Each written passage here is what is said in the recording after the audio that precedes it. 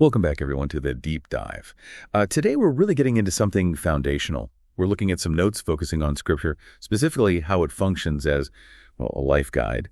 And we're centering on 2 Timothy 3, verses 10 to 17. Our goal, really, is to unpack why this passage paints the Bible as the, quote, ultimate guide, and maybe explore the 4 key tools it says Scripture gives us. Yeah, and it's crucial to get the setting here. Paul isn't just writing theory to Timothy. He's reminding him of some really tough times, right?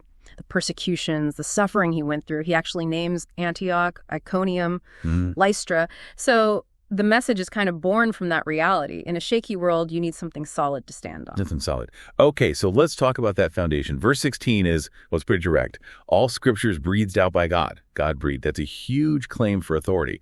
So if it has that kind of divine origin, how does it actually work for us day to day? What does it do? Right. That divine source gives it this comprehensive usefulness. And the sources break it down into 4 steps almost. First, it's profitable for teaching, laying down what's true, sound doctrine. Second, it's for reproof.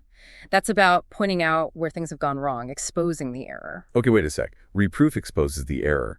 But then the third thing listed is correction. How is that different? Aren't they kind of the same idea? That's a great question, actually. They're related but distinct steps. Think of it like this. Reproof is like the diagnosis showing what's wrong. Correction is the treatment. It's about actively setting things right, fixing the mistake, getting back on the right path. So you identify the problem, then you apply the remedy. Okay. Diagnosis and treatment. That makes sense.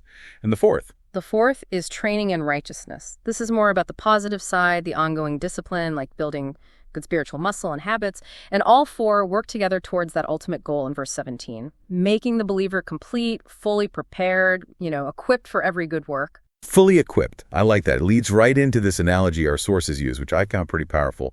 They say life has an ultimate textbook, and that textbook is the Bible. Yeah, that textbook analogy really clicks, doesn't it? Think about, say, a chemistry textbook. It lays out the principles, the facts, that's the standard.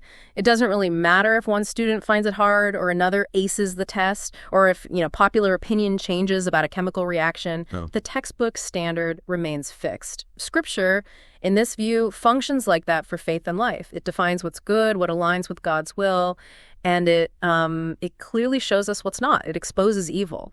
And that clarity is where the challenge comes in for us listening today.